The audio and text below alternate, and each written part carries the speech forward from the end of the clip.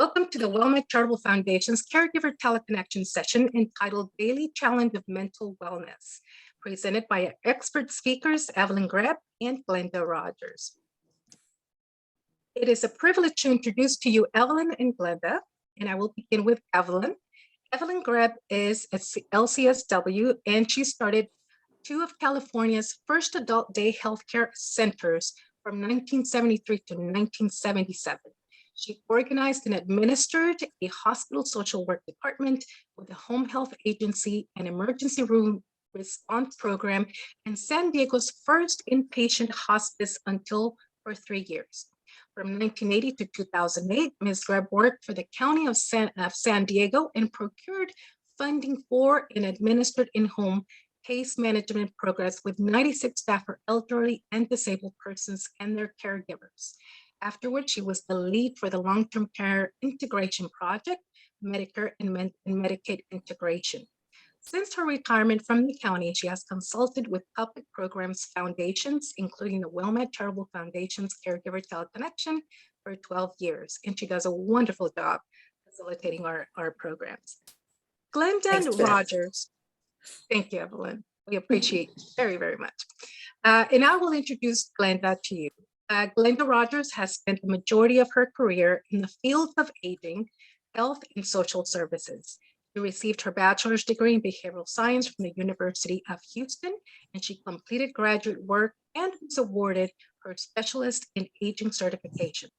She retired in the fall of 2011 from the position of Director of Aging Services at the Area Agency on Aging in Austin, Texas, a position that she held for 17 years.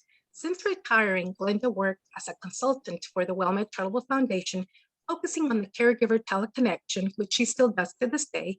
And Glenda would also like you to know that she was a long-distance caregiver for her parents and also was her husband's caregiver prior to his death. Evalyn and Glenda, welcome to our program. Good morning. Good morning, everybody. We're so happy you've joined us. And I would like to just start out by taking a minute of mindfulness.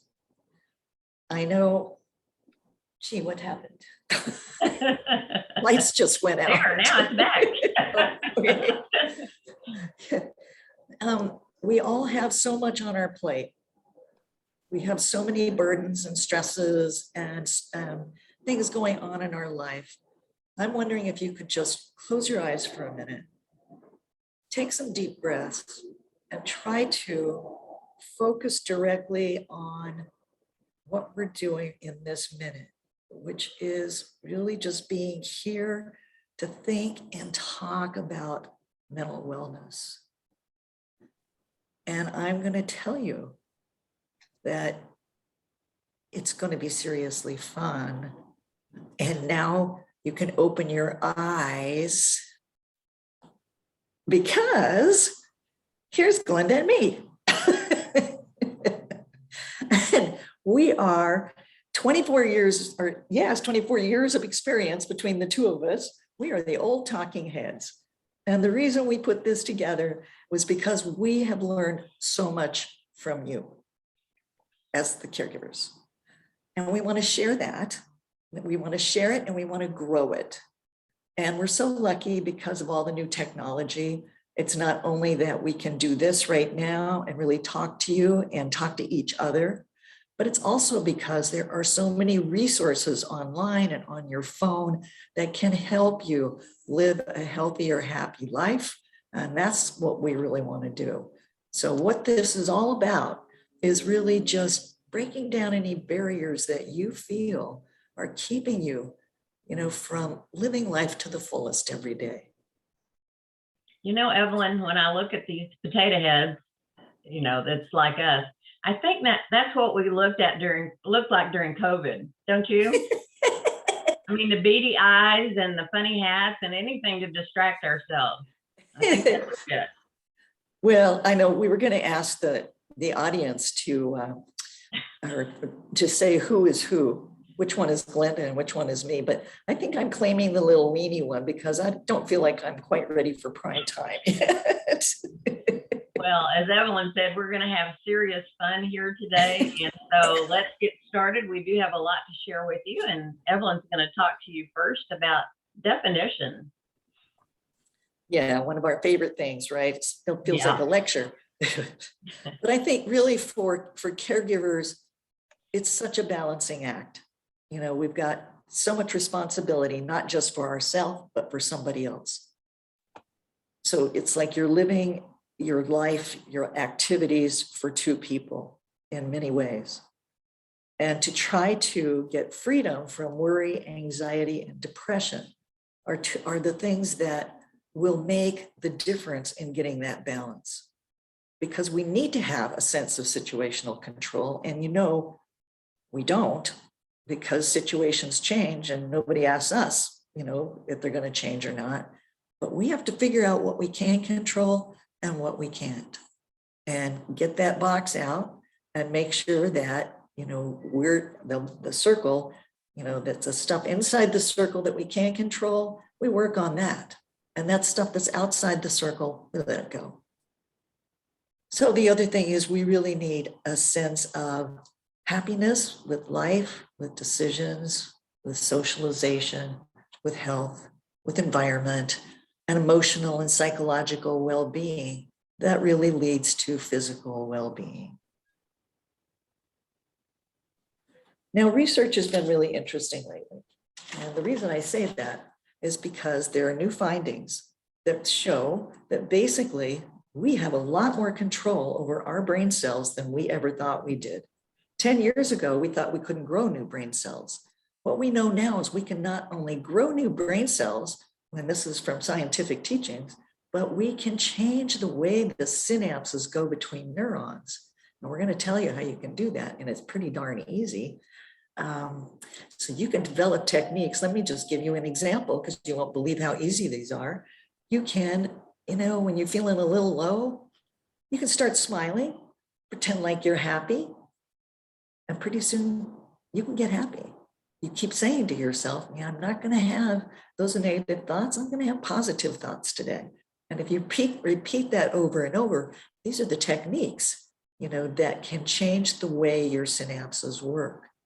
Now, another one that I love, which I think is really special, is that always presume that your family and your friends have good intent. Mm. And what that does is it changes your outlook on life, and it changes it to positive. I know they must mean well. You know, it didn't turn out that good for me, but I know they must mean well because, you know, they're good people. So it's just things like that that you can do. So research is, you know, you see these neurons and synapses over here. Research has done wonderful things with the brain, and it's going very fast right now. But it doesn't really tell us how to get motivated to do it. So that's one of the things that Glenda and I wanted to talk to you about today.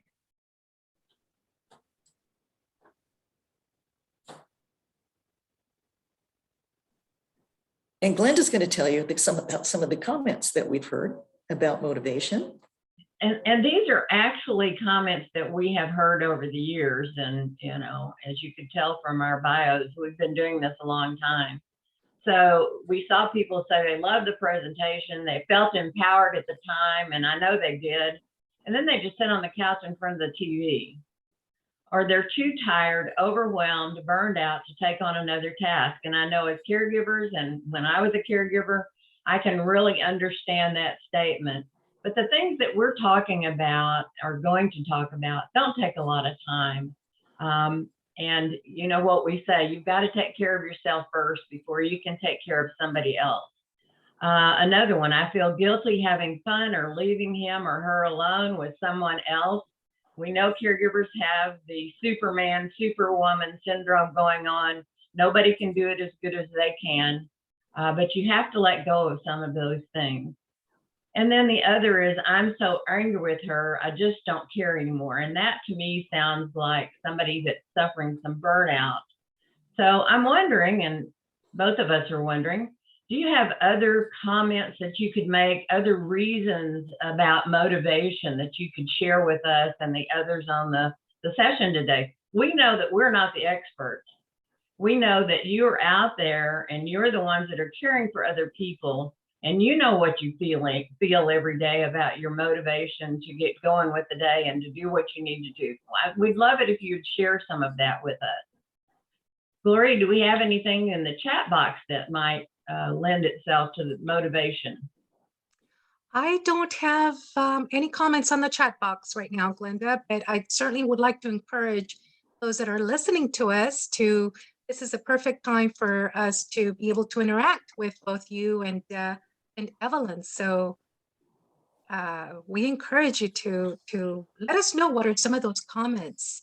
What are those thoughts or self-talking, right? Thoughts that we say to ourselves. Right. I mean, Evalyn, do you have other ideas about what we've heard or seen? Well, I love the one that you said about I feel guilty having fun, and that people, we strive for perfection. It's like you go to bed at night and I didn't do enough. I didn't get everything done. I didn't get the prescription filled. And I'm going to be showing folks a little, it's called a CBT deck. And I was going through it this morning, and there's one of them that says, strive for imperfection. That's a good one. Know that it's okay. Know that you're human. You have to take care of yourself. You need the time, the space to do that. So strive for imperfection. And that one reminds me too about, and we're going to talk about self-talk, but talking to yourself. When you're feeling guilty for having fun, do you really believe that that is what the person you're caring for would want you to feel and would want you not to have fun and not to take care of yourself? And so I think that's kind of positive self-talk to address that motivation thing right there.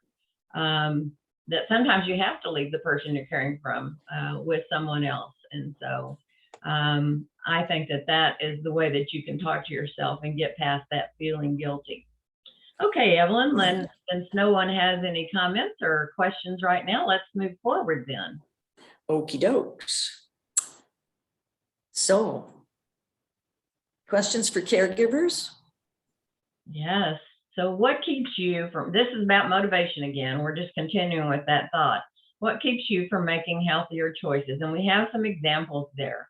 A lack of ambition, lack of specific techniques, interest, lack of headspace bandwidth, and feeling selfish. And some of those that we actually addressed on the previous slide. And there's a lot more. Have you had any issues with making healthier choices?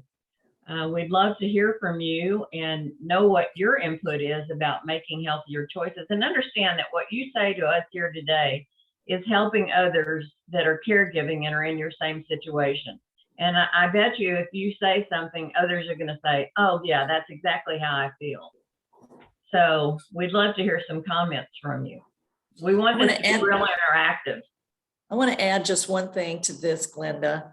I think a lot of times it feels so overwhelming, to try to make a mental change, to try to, think about something differently. And we are going to give some techniques on that. But I think probably the best thing we can think about is starting really small, picking out one thing that you want to change and making it happen today.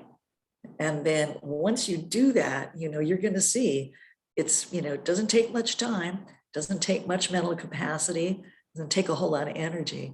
Just what it takes is the devotion of, taking that one little thing and doing it differently. That's true. Start small, but take action, right? Me, I always like that. Take some action there. Yep, you're abandoned on that. Yeah, I am, for sure. There were some other things, since we don't have any comments right now, that I was thinking about that could help. What keeps you from making healthier choices? And that could be things like guilt, control. I'll raise my hand on control. I like to be in control of things. Yeah, anger, and in that previous slide, somebody had told us that they're just angry and they're just done and don't want to do it anymore, but they have to. So how do you deal with that? and depression and anxiety, which we're going to talk about in a bit in our presentation. And So, sometimes physical health too, you know, yeah, if you're not really well and you're trying to take care of somebody else who's not really well, it becomes very difficult, you know, to feel like you've got the bandwidth, the headspace, the place where you can do something different. absolutely. Glenda and Evalyn, I have a question. Maybe this will encourage our audience or participants. In working with many families, it seems that as caregivers, you know, we're just so overwhelmed with many of the things, right? The responsibilities and just all the different things that a caregiver does. But I find that one of the main reasons really has to do with time and self-awareness, lack of self-awareness. But how can we, and Evalyn, you spoke on this on the baby steps. How can we start with those baby steps? What would be something that could help us make that little bit of time, if it's 5 minutes or 10 minutes a day, but how can we get started? You know, Glenda, I think she read the rest of our PowerPoint presentation. I think she did. And actually, we're going to try and help you with that. Yeah, we're going to respond a little bit, or we're going to have a really nicely flushed out set of resources. You know, I'm not Elliot Sklar, who's like the PhD and has all the resources in the world, but we did put together a nice little package of resources for you folks that have a lot of little techniques and a lot of ideas and a lot of websites that really can help you jump from where you are to a place that might be a little better for you. So hang with us here. And they don't take a lot of time. And so you can just put them in your daily routine, and then it'll just come natural. And that's why we're hoping to share these things with you, so it become easy for you and you won't have to think of it as one more thing to do during a busy day. So let's get started with that then. Okay. We're going to talk about self-talk. And if you don't know about self-talk, it's really just what it says it is. I mean, it's the conversation that you have with yourself. It's your inner voice. And sometimes we aren't even aware that that's happening to us, but I can probably assure you that it is on some level happening to you. So that inner voice combines with your conscious thoughts and inbuilt with beliefs and biases, and creates this internal dialogue that goes on with you throughout the day. And that dialogue influences how we feel and behave. That makes sense. When you think about it, it's, you know, self-talk influences your behavior, and that's how we make it through the day. So it can be positive, it can be negative, or it can be instructional. Instructional is kind of outside of what we're talking about, because that's like kind of doing a recipe. It's real neutral. It's just going through the steps of something that you have to do. Now, negative thoughts and self-talk can produce anxiety, fear, doubt, and insecurity.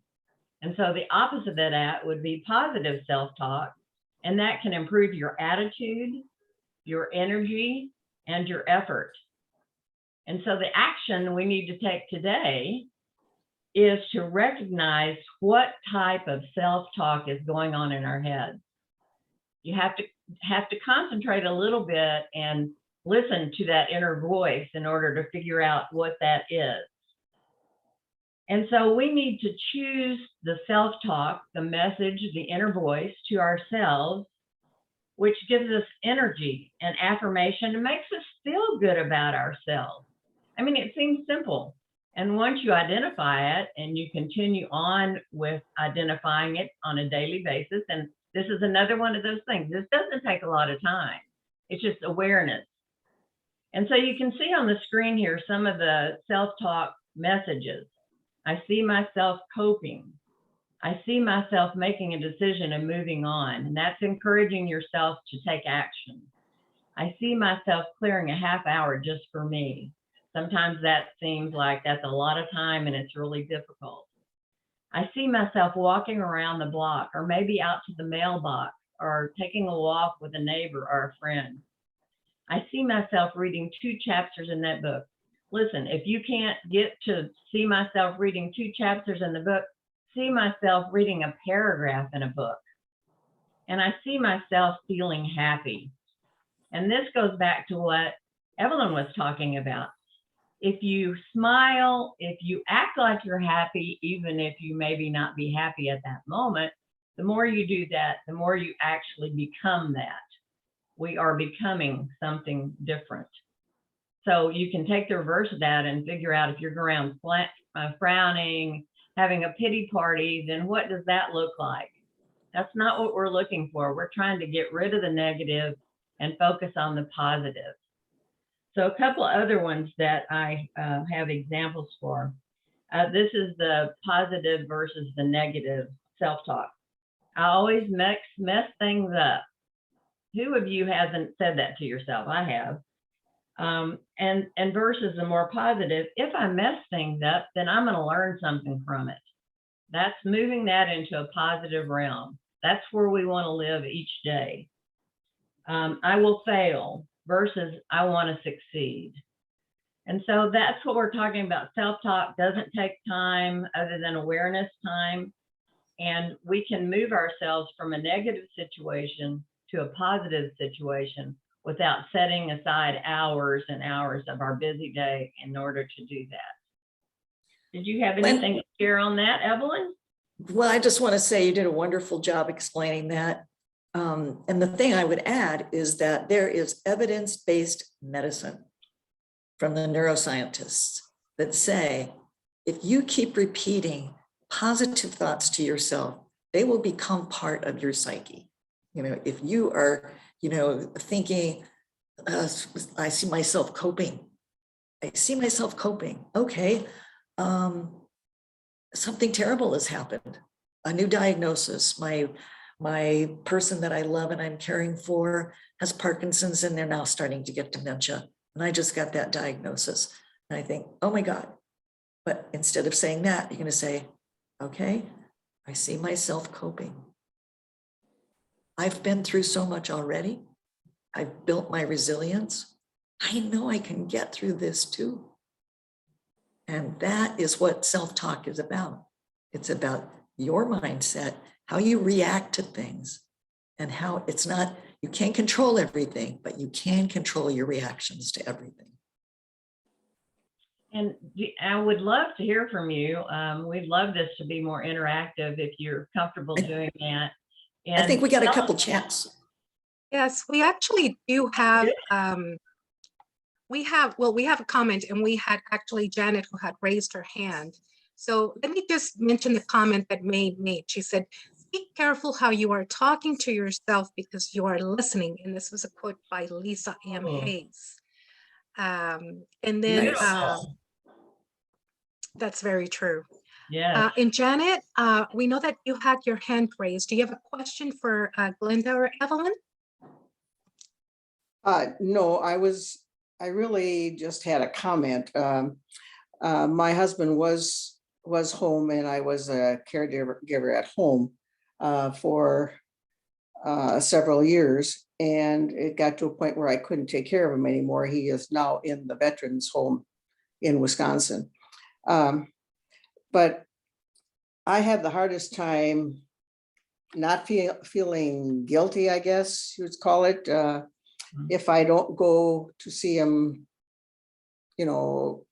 many times a week. I mean, like maybe 5 days out of 7, or I feel very sad when I have to leave and he's wants me to stay. He's upset about my going, and it's hard to pull away from the situation or from him. And I was just wondering if you had any tips along that line. Absolutely. And it's all about self-talk. You feel sad that you can't be with him. You can tell him that. He'll feel that. And he already knows it. And to say, when you leave, you tell him, say, I hate to leave you. It always makes me feel kind of bad, but I don't want to feel bad. I want to feel really good that we had this time together, and I love you. And I just want this time to be so positive for us because it's what we have, you know, so again, you know, see yourself coping with it. See yourself, you know, okay, I had to put him in a nursing home. It's the best thing for both of us. And it's made my life easier. It's probably given him more safety, you know, if you couldn't take care of him. And it's one of those things that nobody really likes to do, but sometimes it's the very best thing to do. And that's all we can do every day is our best. And that is self-talk too. Today, I'm just going to do my best and strive for imperfection. And as you're driving home, what I would suggest too goes to self-talk. Instead of focusing on, I had to leave him there, I'm feeling guilty, maybe try and focus on the positive things, maybe during a conversation you had, something that, you know, reminded you of the past when y'all were together and had happy times. Just try and move that needle just a little bit as you can towards the positive things that happened during your visit, and how much you look forward to the next time and going, and maybe even go into your mind and think about some positive things that you can do when you're with him the next time. Great idea, Glenda. Thank you. Thank you. I have Thank you so much. Thank you, Janet, for that comment. We do have another comment by Gracie. It says, I agree with what Ms. Rogers stated. If we smile, even if we are not feeling happy, somehow we observe that positivity and in turn display it. Thus, we are perceived as a happy person, even though we might be feeling terrible. We're then surrounded by positive people and positive comments. So we do make that change to a positive outlook of life. I love that she said being surrounded by positive people. We hadn't covered that, but that is an important fact too, that it's easier to be positive and happy if you're around happy and positive people instead of being around people that are negative and they just suck all the air out of you. We all know people like that. Yep. Toxic people, gotta get rid of those. Yep. Yeah, absolutely. So just be aware of who you're surrounding yourself with. And I appreciate that so much, Gracie, for bringing that up. Good point. Okay, now we're going to go to one of my favorite parts of this presentation. I'm going to put my glasses on. All right, I'm a worrywart. Anybody else out there that is a worrywart? Yes, yes, yes. And I admit it depends on what day as to how big a worrywart that I am. And I started to put a picture of a worrywart in the presentation, but they looked bad. So I didn't do it because I didn't want to picture myself that way. All right. Yeah, our talking heads were bad enough. Exactly. So Elizabeth Miller, last week when I was facilitating for a session with her, she used this worrywart term, and that's why I borrowed it from her. And she was talking about taking action and getting things done. So if you heard that presentation, you know what I'm talking about. But I'd like to ask you, is being a worrywart interfering with your sleep? Sometimes I have to admit, yes, that it does. But there are things that we need to consider when we talk about being a worrywart and it's bothering us when we're sleeping. There was a recent research survey, study that was put on the New York Times, and Evalyn told me about this, and I looked it up. And what it talks about is that you really can't bank sleep. You know, I know as when I was in college, you'd stay up and do an all-nighter for a test or something, thinking, okay, well, I can make that up. Well, you really can't make that up, is what this study talks about. And bad sleep is often followed by grogginess, difficulty concentrating, irritability, yes, yes, and mood swings. Yeah, I know, I have to be honest here. Trends in neurosciences, and I had not heard this before Evalyn pointed out to me, says that getting too little sleep most likely leads to long-lasting brain damage. I don't know about you, but that is something, you know, I'm aging, I'm 75. I don't need any help with getting more brain damage. So what the point is that sleep health is very important. Now, what can we do if we're not good sleepers? And I am not one. There's a lot of sleep aids that are out there, and I'm not talking about pills. I'm talking about things like calm.com. That's a mouthful. CALM.com. Sleep sounds. There's YouTube. Oh, there's just tons of YouTube sleep help videos.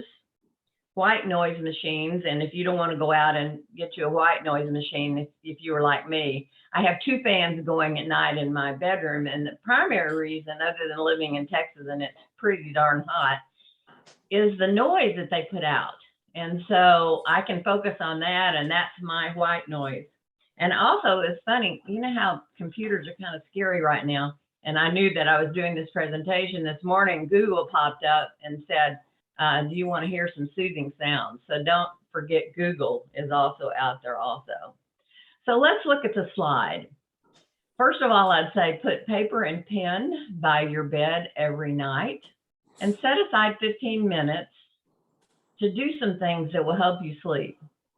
You can create a worry box, and that's just another word for journal. And write down the things that are on your mind. Write down that list. And I run lists all the time at night. Set them out by priorities. If one is real urgent, maybe you can do it right then. If you needed to put something out for breakfast in the morning, that, you know, something like that.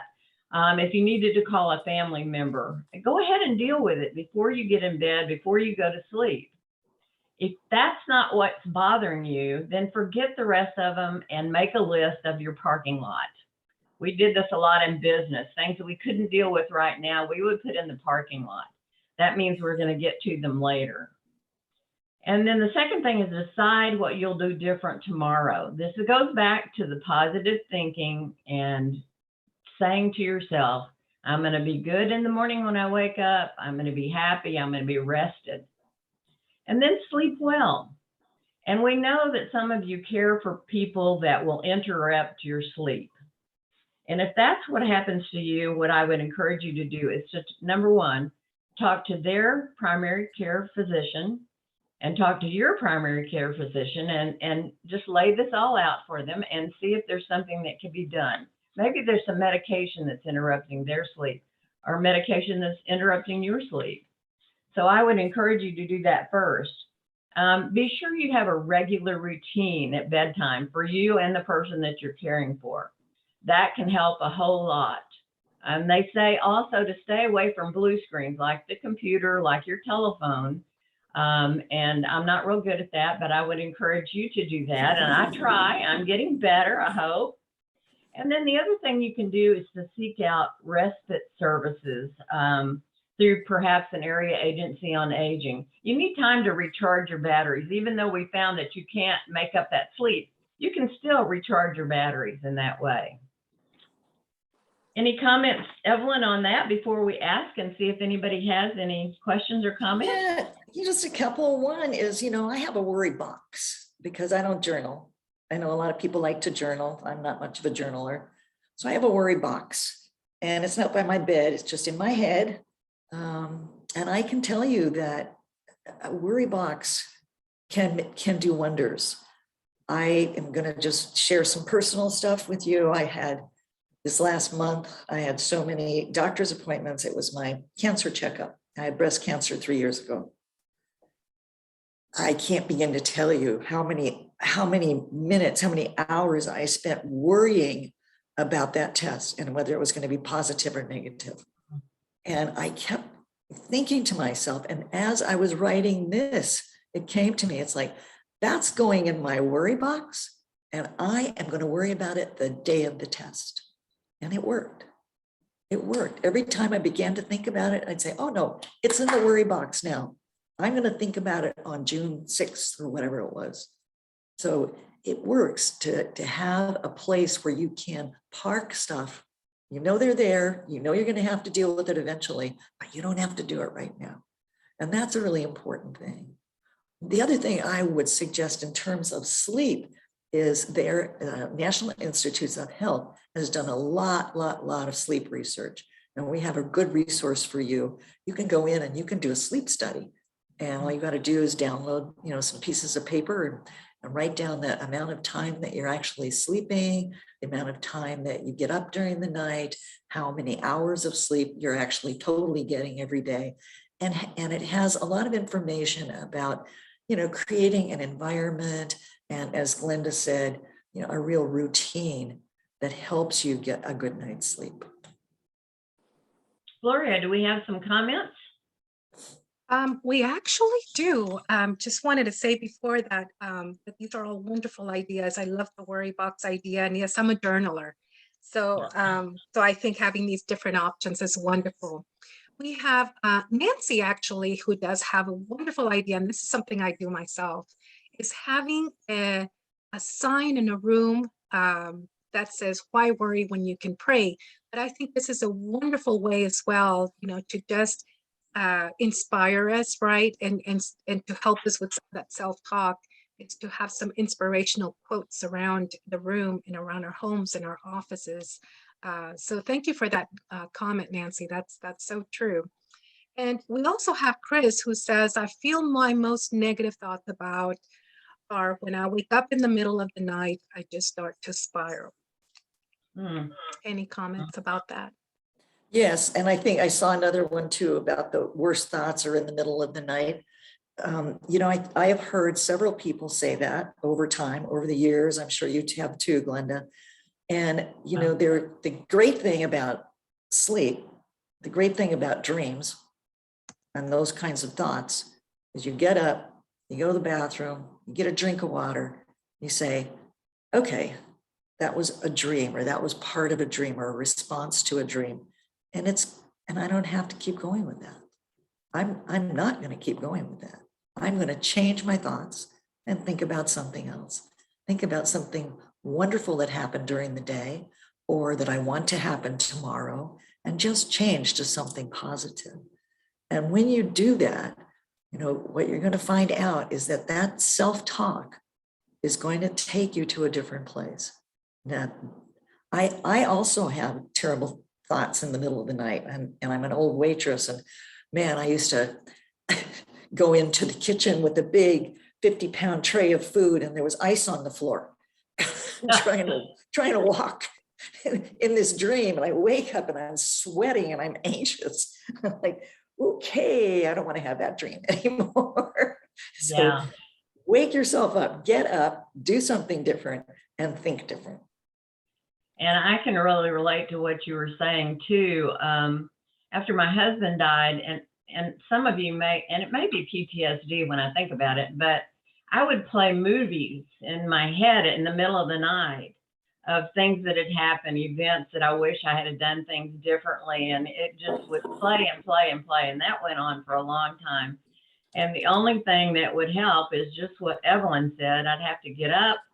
I'd have to go in the kitchen. I'd have to change the surrounding. I may have to read a few lines of a book or something inspirational, and then go back and try and go to sleep so that I could stop that video. And that's what it seemed like to me at the time. Stop that video from playing and looping over and over in my head. So I appreciate your comments and can really relate to that. Let's see, we better move forward. I'm seeing 20 minutes till. All right.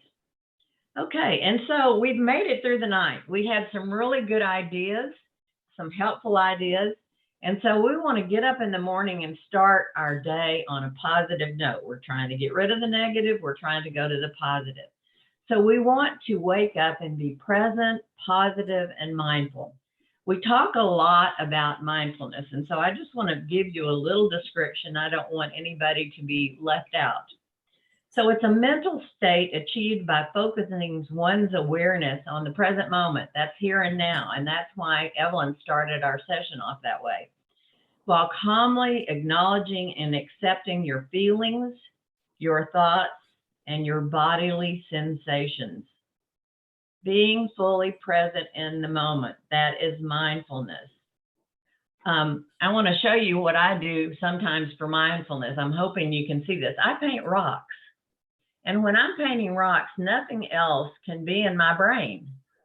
It has to be focusing on painting and the detail. You can see the detail here. Yoo-hoo.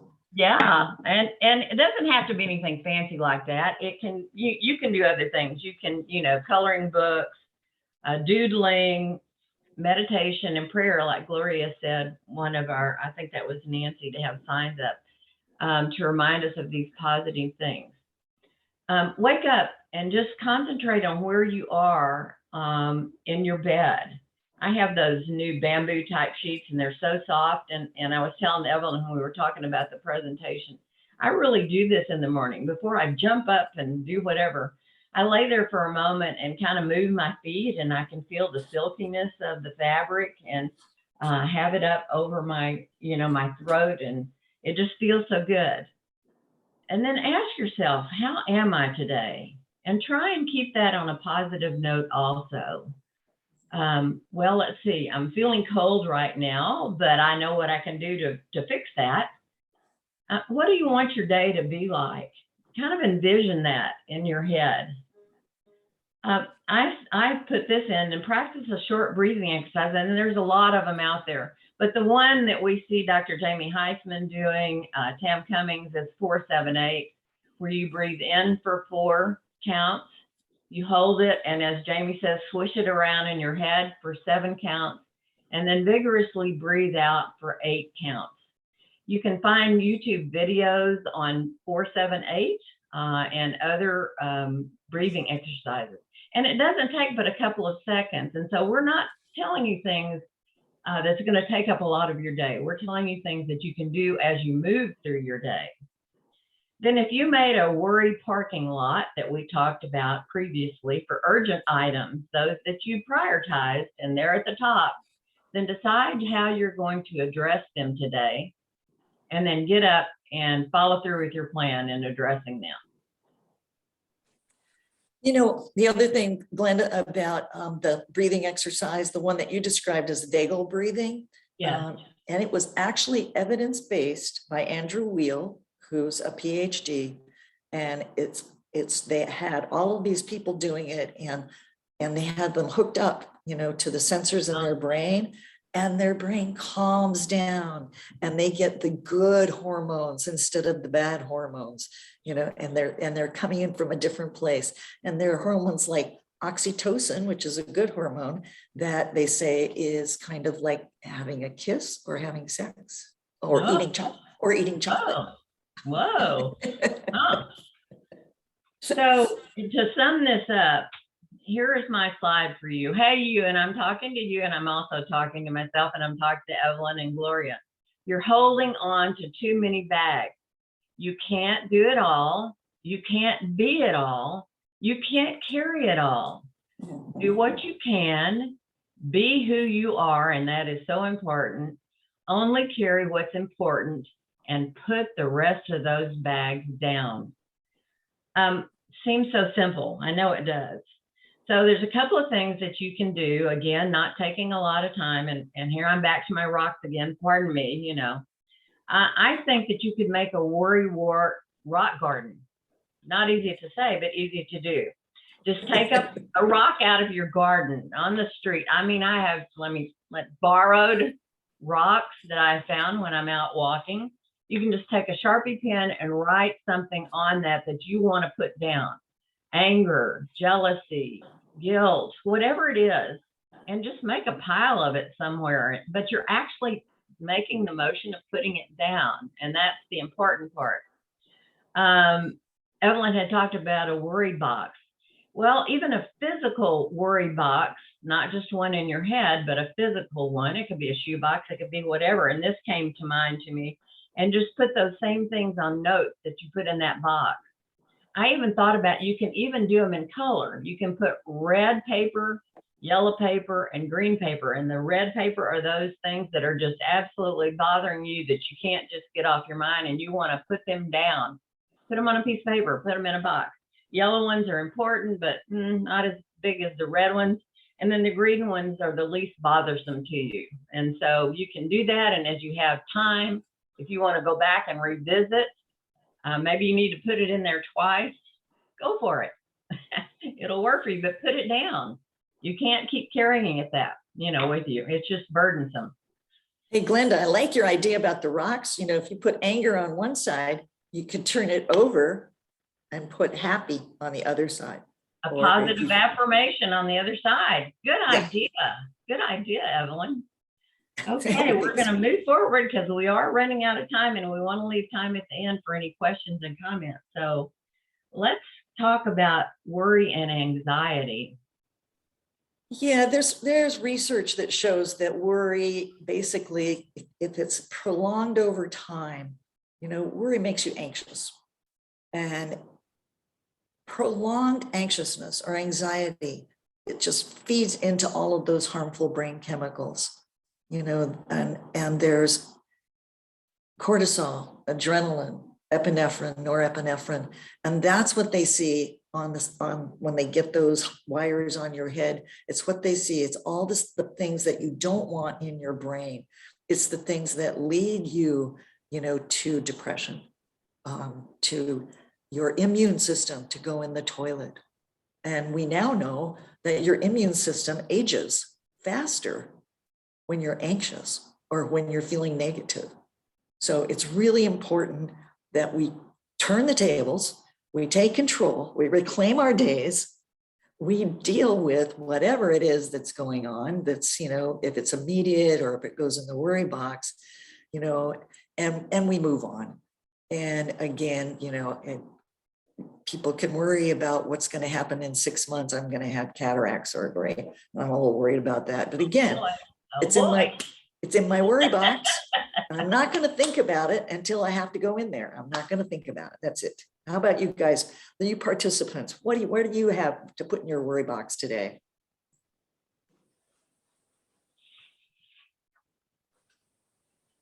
Nothing. Oh my God, you guys must I be love that. I rich. wish I were them. I wish I had something to put in my worry box.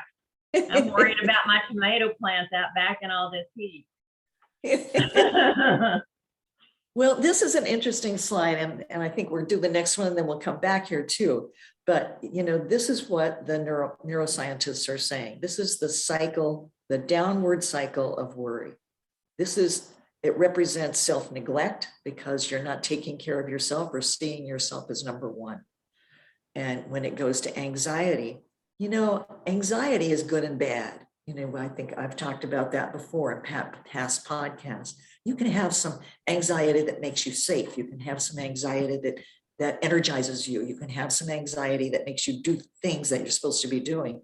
But if it's prolonged anxiety, that's all of those bad chemicals. And we don't want those bad chemicals. We want the good ones.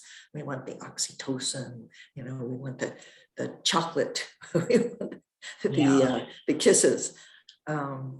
So, the signs of depression. We've talked about those many times. That loss of pleasure in the things that you've always loved, eating and drinking too much or too little, change in your mood, your sleep habits, thoughts of suicide or homicide. And again, I want to talk about the fact that if you want to go back one for me, Glenda, that anxiety, it's got to stop right there. When it goes from worry to anxiety, it has to stop at anxiety. You have to think about that, feel it, own it, figure out what to do with it, because you cannot let it go on and on, because that's what will take you down, is letting that be prolonged anxiety. Any thoughts? I just wanted to say we do have some resources at the end of the presentation. If you're feeling depressed, please reach out, get help, and we have some resources for you to do that. So we're switching gears just a little bit, and you're going to go, what in the heck does a cow have to do with what's going on with worry and health and all of that? So I'm going to explain that to you, and I'm going to go pretty quickly because we're going to run out of time, and we do want to hear from you. So are you living in the past or ruminating? And for those of you that don't live in Texas or hadn't been on a farm or been around cows, rumination is where a cow just continually chews his cud because they eat a lot of roughage and it's not easy to digest. And I know this sounds kind of nasty, but they regurgitate and they just keep chewing it and chew it and chewing it. But if you look at what's happening with that cow and the regurgitation, you can understand, because we bring things back into our brain and we run them and we run them and we run them. Maybe it's things that have happened on the day, or maybe something about tomorrow, and we just keep doing that. And so if you look at the slide here, I love this, and Evalyn came up with this: focusing on the past is like staring in your rearview mirror while you're driving. And that is exactly what's happening. You're moving forward, but you keep ruminating over all of these things. And so once again, here we're talking about, when you see these statements that are on the slide, we're talking about mindfulness and self-talk again. You know, maybe if you had an appointment that was canceled, instead of, you know, being negative about it and saying, how could they be so rude, blah, blah, blah, having a pity party, maybe think, well, that's great. That's going to give me time to go to the library, to go for a walk, to call a friend, to get an ice cream, switching it from the negative to the positive. And Evalyn earlier had talked about this CBD deck by Seth Gillian. Tell us a little bit about that. Okay, let's see if I can get this in focus here.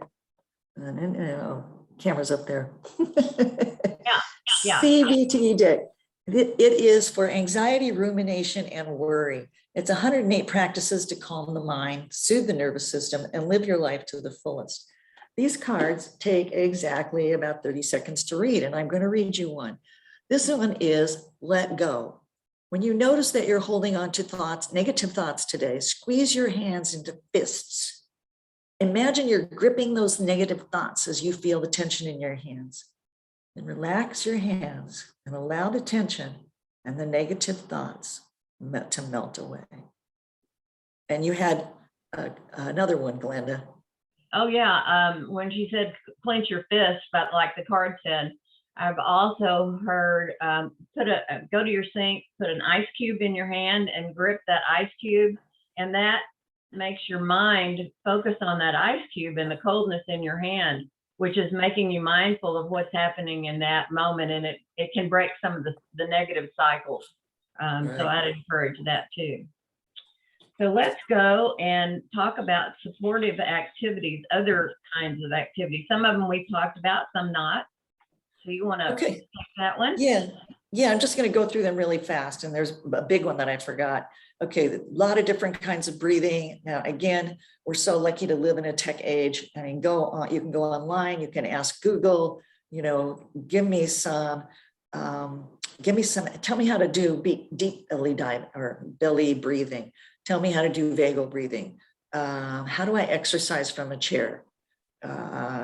I need to learn you can socialize. That's a big one. That's supportive. You know, health is really built on diet, exercise, and supportive relationships. All three things are the foundation of good health. So don't forget about that socialization. Use the phone, use Zoom, visit with people. And of course, the nutrition, enjoying nature, taking care of your body in all different ways, because so many times caregivers neglect themselves because they're so busy. And Gloria talked about time. That's a place where they say, oh, well, I can wait till next month, you know, to go to the dentist, even though they've got a tooth that hurts. And put happiness first in your mind. And the one I forgot is laughing. Laugh. Get funny movies, get funny Zoom things, get funny, you know, look up jokes online, get creative, laugh from your belly, you know, and know that that really adds to all of those good hormones.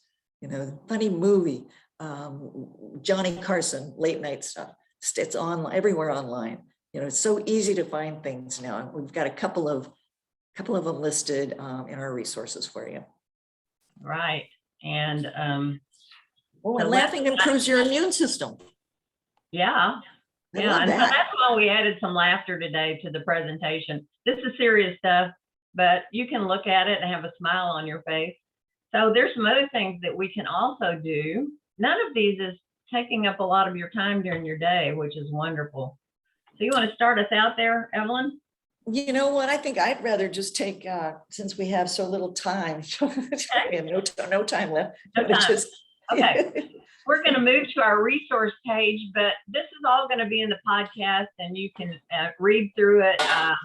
There'll also, down at the bottom, I talked about aging life professionals and certified caregiving consultants, and those are people that can help you with your busy schedule as a caregiver and take care of some of the worry warts that you may have in your life. And those are not included in our resource page, how to reach those people, but I will include those in the follow-up email that will come to you in a couple of days if you have registered for this call. So here's our resource page. And you can see Yes. it has lots of things on there for you. And like I said, you'll be getting this, so don't sit there and write everything down. We'll make sure you get it. Right, and there's a couple of things that we've got here that are, it's mostly about mental wellness, but there's also resources under the Elder Care Locator and the AAAs. This is the Sleep Association, which has the wonderful app for, studying, doing a sleep study for yourself. The Anxiety and Depression Workbook, which, let's see if I can get this one up here. This isn't really good at Won't this. quite show it. Yeah, right. It's so cool. And especially if there are professionals on the phone, because there are things that they're like exercises. You can copy a page and give it to people. Here's one that's postponing recurring worries. I mean, and we all would like to be able to do that, especially after this presentation, because we know that worries go down the spiral. And nip the worry spiral in the bud. There's another one. So it's like, just talking about all of the techniques that you can use for positive psychology. It talks a lot about imperfection, procrastination, the things that may be good or bad, but we really appreciate all of the things that you've taught us over the years, because that's all we've done here is talk about the things that you, the participants, have taught us. And we appreciate it so much, and what you've taught each other. Okay, Gloria, what have we got going on? Well, we have several of our participants that are really happy and thankful for the presentation that you gave us. We also have some questions that this presentation will be emailed to those who participated today. Yes. Nice. Yes. And they can always look at it as a podcast on the Caregiver Teleconnection website. Yes, and that website is actually on your chat, but we'll be able to send that to you as well with the packet that Glenda and Evalyn have provided to us. And so, ladies, we have come to the end of our presentation. Any last comments for our participants? Be happy. Be happy. Be positive. Get rid of that negative stuff in your life and make it a better day. Remember what you're giving. I mean, you have someone you love and you support, and you're making a positive difference in their life, and that's a positive difference in the world. And if you have questions or comments that we didn't get to, we apologize for that. We just had so much fun doing this today that we got kind of carried away, I think. Speak for yourself. You can always get those questions and comments to our customer service representative.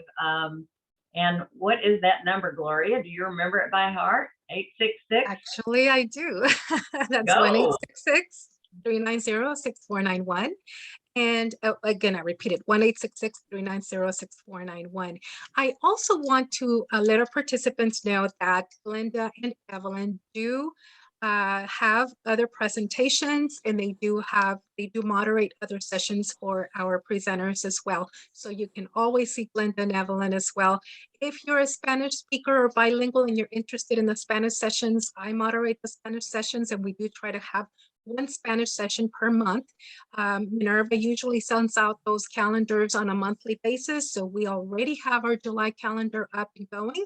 So if you're interested to know what's happening for the next month, you can easily call us at that number, 1-866-390-6491, and we'll be more than happy to send out the calendar. But normally, as you register, you should be able to receive it on a monthly basis. I also want to let you all know that if you're a caregiver, regardless of where you're calling from, in the country, we do have programs within the Caregiver SOS and the WellMed Charitable Foundation for family caregivers. We have stress busting program, which many of the things that Glenda and Evalyn mentioned today are part of that, because the objective is to decrease caregiver stress. And so because we do offer them virtually, you're more than welcome to participate in any of the virtual programs we offer, including the caregiver support group. So if you're listening and you're telling me, I'd like to connect to some resources, call our number 1-866-390-6491. I way past our time.